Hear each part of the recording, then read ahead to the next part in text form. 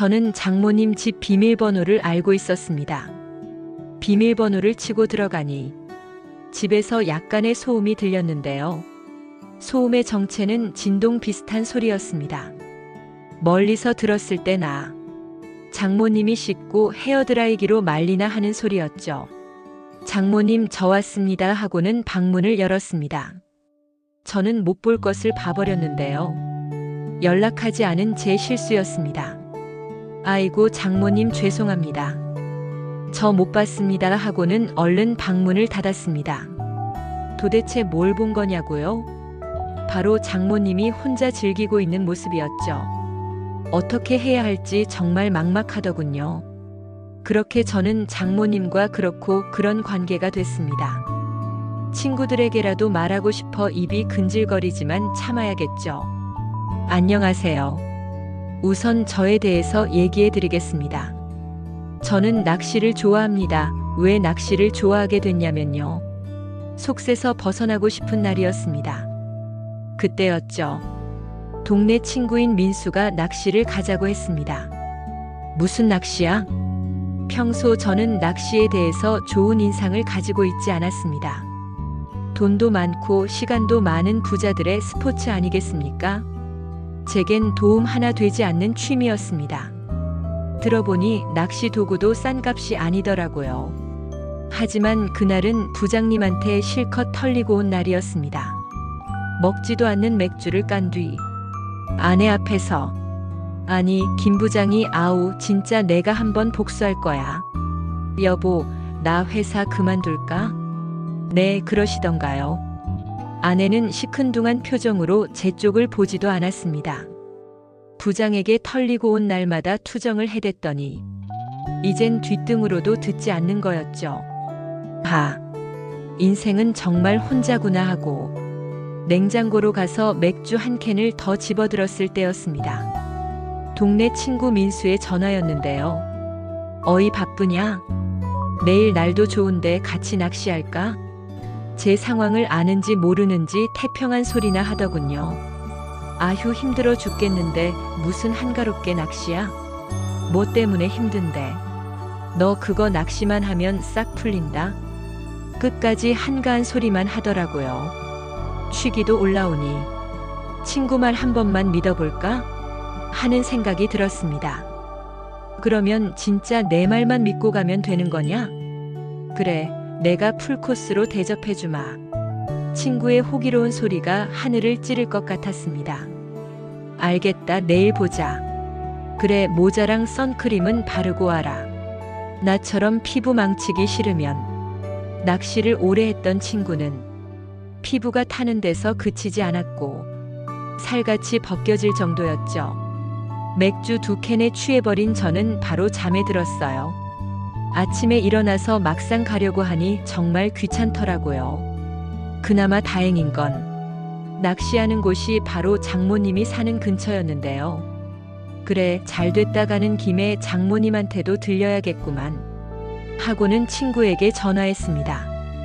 그래, 준비 다 했지?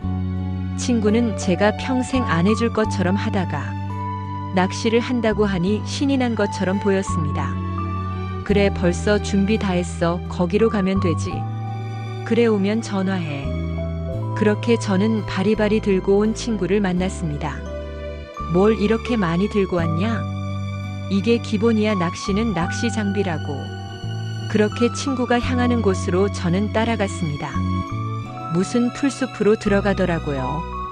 낚시에 무례한이었던 저는 궁금했습니다. 아니 저기서도 낚시하는 사람 있는데 왜 여기까지 들어오는 거야? 친구야, 낚시는 스팟이 생명이다. 자신만의 뭔가가 있는 것처럼 보였죠. 그래, 믿어보자 하고는 따라갔습니다. 도착한 곳은 친구가 자주 오는 장소인지 꽤나 깔끔하더군요. 어때? 괜찮지? 친구는 자신만만하게 말했습니다. 그래, 이 정도면 뭐 있을 만하네. 그렇게 친구와의 낚시가 시작됐는데요. 친구가 미끼를 달아주고 낚싯대를 던져보라 했습니다. 힘껏 던졌는데 생각보다 원하는 방향으로 나가지 않았어요. 그렇게 낚시를 던져놓고 잔잔한 강을 바라보면서 1시간, 2시간 기약 없는 기다림이 시작됐습니다. 이거 잡히는 건 맞냐? 기다려봐. 그런데 입질이 오더라고요. 바로 친구의 낚싯대도 아닌 제 낚싯대에서 말이죠. 야야야야, 이거 봐라. 이거 어떻게 당겨? 천천히 천천히 당겨. 저는 친구의 말대로 천천히 레버를 당기기 시작했죠. 이제 빠르게. 오랜만에 긴장이 되는 느낌이었습니다. 친구와 저는 낚싯대에만 집중하고 있었죠. 낚시 이거 생각보다 재밌네. 손맛을 제대로 느껴버린 거였죠. 이때부터였을까요? 친구가 가자고 하지 않아도 낚시를 가게 됐습니다. 사실 제가 낚시를 좋아하게 된 건 손맛 때문만은 아니었습니다. 인간관계에 대한 스트레스, 쌓여만 가는 대출, 생각하기도 싫은 문제들을 잔잔한 호수를 보면 정리가 되더라고요. 그 결정타가 손맛일 뿐이었죠. 아내는 자꾸 어디를 가냐면서 타박을 주긴 했지만 아내의 잔소리마저도 낚시를 위안으로 삼고 있었죠. 친구는 비 오는 날이면 낚시를 절대 하지 말라고 당부 아닌 당부를 했습니다. 강가는 비 오면 금방 물이 불어나니까 위험해. 그렇게 낚시를 하자던 친구가 진지한 눈으로 그렇게 말하더라고요. 비 오는 날까지 낚시를 하냐? 하면서 대충 얼버무렸습니다. 사실 저는 비 오는 날에 낚시를 하는 게 좋았는데요. 그냥 이슬비 정도 내릴 때 있잖아요. 어느 주말이 되던 날이었습니다. 저의 몸은 자연스럽게 낚시 장비를 챙기고 있었습니다. 오빠 오늘 비 온다는데 갈 거야? 까지 말라는 듯한 눈초리를 보내고 있었죠. 응, 조금만 하고 올게. 조금만 도대체 무슨 재미로 하는 거야? 나는 그냥 물고기 잡으려고 하는 거지 하고는 후다닥 달려나왔죠. 낚시 스팟에 가서 낚시를 하던 중이었습니다. 날씨 예보대로 이슬비가 똑똑 떨어지더군요. 적당한에 계속해서 낚시를 했습니다. 그런데 웬걸 갑자기 굵은 물방울이 퍼붓기 시작했는데요. 저는 서둘러서 장비를 챙겨 차로 향했습니다. 그런데 차에 문제가 생겼는지 시동이 걸리지 않았는데요. 엎친 데 덮친 격이었습니다. 뭐 안 되는 날엔 왜 이렇게 안 되는 게 많은지. 인생이라는 게 이런 건가 싶더라고요. 그러고 보니 저번에 간다던 장모님을 안 뵀는데 차 시동도 안 걸리는 김에 한번 뵈러 갈까 하는 생각이 들었습니다. 낚시하는 곳에서 걸어서 5분 거리였으니 부담도 없었는데요. 장모님에게 따로 연락은 하지 않았습니다. 음식을 사들고 깜짝 놀래켜 주시면 좋아하겠지? 저는 장모님 집 비밀번호를 알고 있었습니다. 비밀번호를 치고 들어가니 집에서는 약간의 소음이 들렸습니다. 소음의 정체는 진동, 비슷한 소리였습니다. 멀리서 들었을 땐 장모님이 씻고 머리를 헤어드라이기로 말리나 하는 소리였습니다. 장모님 저 왔습니다 하고는 방문을 열었는데 저는 못 볼 것을 봐버렸습니다. 연락하지 않은 제 실수였습니다. 아이고 장모님 죄송합니다. 저 못 봤습니다 하고는 얼른 방문을 닫았습니다. 도대체 뭘 본 거냐고요? 바로 장모님이 혼자 위로하며 즐기고 있는 모습이었죠. 그 진동의 정체는 기구였습니다. 장인어른은 3년 전에 암으로 돌아가셨어요. 꽤나 긴 투병 끝에 돌아가셨기 때문에 장모님은 혼자 지내는 시간이 많았습니다. 그래도 이 정도로 외로우실 분이실 줄은 몰랐어요. 장모님은 옷을 주섬주섬 입고 거실로 나왔습니다. 아이고 김서방. 왜 온다고 전화를 안 해 하고서는 방금 본 거는 비밀로 해주게. 부끄러운지 얼굴이 시뻘개져 있었죠. 네 장모님 방금 본 건 비밀로 하겠습니다. 제가 사가지고 간 건 해물찜이었는데요. 이걸 먹고 가야 하나? 그냥 가야 하나 고민하던 중이었습니다. 장모님이 제 손에 들린 해물찜을 보고는 김서방 센스도 참 좋아. 내가 이거 먹고 싶어 하는 건 어찌 알았대? 제 손에 봉지를 건네받고는 상을 차리기 시작하셨습니다. 김서방, 먹고 갈 거지? 아까 그 장면을 봤으니 그냥 가고 싶었지만 한편으론 얼마나 외로우셨으면 하는 애석한 마음이 들었습니다. 예, 먹고 가야죠. 차도 퍼졌고. 차 고장 났어? 밖에 비도 많이 오는데 오늘은 자고 가게. 차가 고장 났다는 말에 장모님은 자고 가야 한다고 단언을 하시더라고요. 택시를 타고 가면 된다고 말했지만 고집을 부리셨습니다. 예, 장모님, 오늘은 자고 내일 차 고치러 가겠습니다. 결국 장모님 고집에 못 이겨 자고 가게 됐습니다. 상이 다 차려졌고 장모님은 소주를 가져오셨는데요. 김선방 한 잔밖에. 네, 장모님. 저는 소주는 3잔 정도만 먹어도 힘에 부치는 사람이었는데요. 오랜만에 본 사위가 반가웠는지 계속해서 잔을 채워주셨습니다. 장모님이 주는 술인데 거절할 수도 없고 계속해서 들이켰습니다. 취기가 금방 오르더니 얼굴이 빨개지더라고요. 아이고, 김서방 얼굴이 빨개졌네. 보면 볼수록 참 귀여운 모습이 있어 웃으시면서 제 허벅지를 치더라고요. 허벅지는 왜 이렇게 단단해? 무슨 운동이라도 하는 거야? 제 허벅지를 만지면서 말했습니다.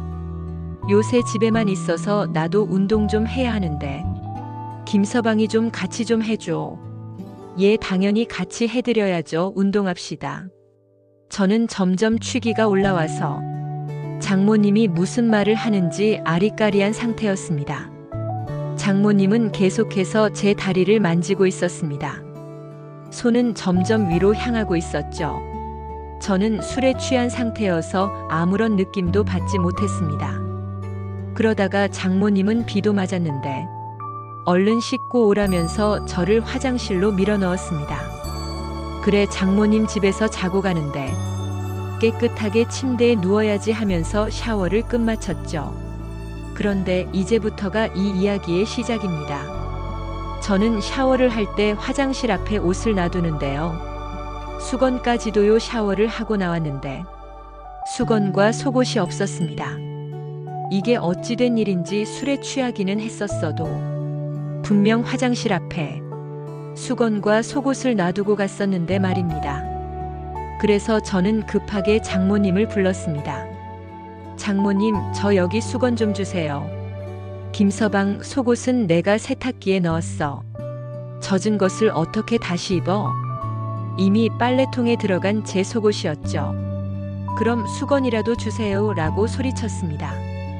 장모님은 내가 닦아줄 테니 일이 나오면 되네. 저는 이 상황을 이해하기 어려웠습니다. 근데 계속 주지 않자 그곳만 가린 채로 나오게 됐는데요.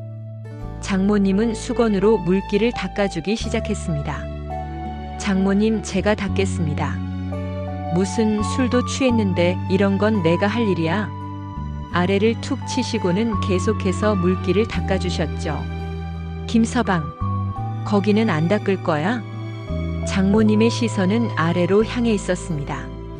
제가 손으로 필사적으로 막아봤지만 장모님의 손힘은 제 생각보다 셌는데요. 그렇게 무방비 상태가 되고 말았습니다. 아유, 고래도 안 잡았네. 귀엽구만. 수건으로 물기를 닦기 시작했습니다. 술에 취했지만 자극을 받으니 제 영혼의 친구도 서서히 커지고 있었습니다. 어머머. 시선을 약간 돌리고는 알 수 없는 미소를 짓고 있는 장모님이었죠. 죄송합니다. 장모님, 이건 제가 컨트롤할 수 있는 부분이 아니라 알아 하고는 시선을 피하지는 않으셨습니다. 저는 남아있던 장인어른의 옷을 걸치고 침대로 향했습니다. 털썩 누워서 바로 잠에 골아떨어졌는데요. 그런데 이상한 기분이 들어 잠에서 깼습니다. 이불 안에서 뭔가 꼼지락대고 있더라고요. 비몽사몽한 상태로 이게 뭔가 했는데 그 안엔 장모님이 있었습니다. 김서방이나 이해해줘. 나 요새 외로운 거 알지? 간절한 목소리로 부탁하더라고요. 저는 그만 허락하고 말았습니다. 사실 장모님은 나이대와 다른 동안이었는데요. 아버님을 오랫동안 병 간호하면서 예쁜 외모를 썩히고 있었죠. 어때? 나 아직 봐줄만 하지? 네, 장모님 아름답습니다. 고개를 끄덕이고 저도 이제 참을 수 없었습니다. 도저히 맹정신으로는 할 수 없는 일이었죠. 술 때문이라고 탓할 수밖에 없는 상황이었습니다. 그렇게 우리는 거사를 치렀고 엄청나게 굶었던 장모님은 구석구석 그리고 개걸스럽게 먹어댔습니다. 저는 참지 못하고 모든 걸 쏟아냈습니다. 다음 날 아침, 어제 무슨 일이 있었더라? 생각이 스쳐 지나가는 순간, 잘 잤어 김서방? 하며 물을 한 잔 건네주었어요. 네 장모님 잘 자셨습니까? 김서방 덕분에 오랜만에 개운하네. 저는 맨몸이었고 얼른 이불로 가렸습니다. 그리고 아침이라 그런지 생리적 현상으로 빳빳해진 상태였죠. 김서방 참 젊어. 이불을 들쳐내고는 차가운 손이 닿았습니다.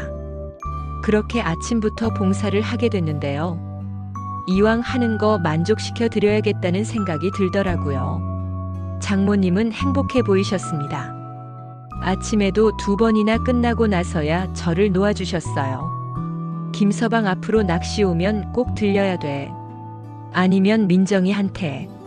이제는 아예 아내에게도 말할지도 모르는 듯한 뉘앙스로 말했습니다. 꼼짝없이 주말에 낚시를 올 때면 장모님 댁에 방문하게 됐습니다.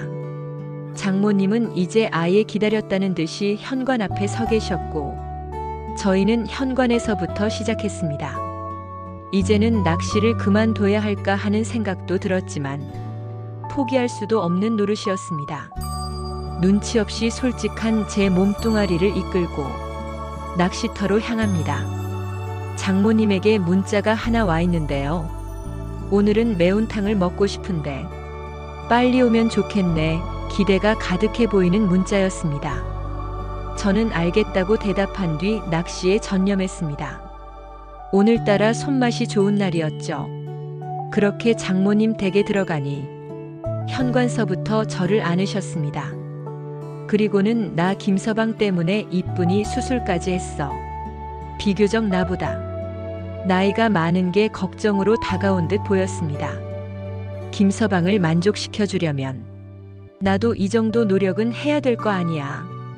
수줍은 목소리가 떨리고 있었습니다. 장모님은 안 하던 화장도 하셨고 옷도 차려입고 있었습니다. 그 모습을 보고 있자니 지금까지 어떻게 외로움을 버틴 건지 장모님이 안쓰러워졌습니다. 그렇게 우리는 다시 사랑을 나눴죠. 이쁜이 수술에 효과가 있었는지 저는 3분도 못 참고 쏟아내버렸습니다. 장모님은 껄껄 웃으면서 하길 잘한 것 같아 라고 말했죠. 저는 요새 낚시를 하지 않아도 장모님 집을 갑니다. 민정에게도 말하지 못한 비밀인데요. 요새 장모님은 날이 갈수록 과감해집니다. 저는 어떻게 해야 될까요? 이제는 제가 더 푹 빠져버린 것 같아요. 오늘의 사연은 여기까지입니다. 구독과 좋아요 부탁드립니다.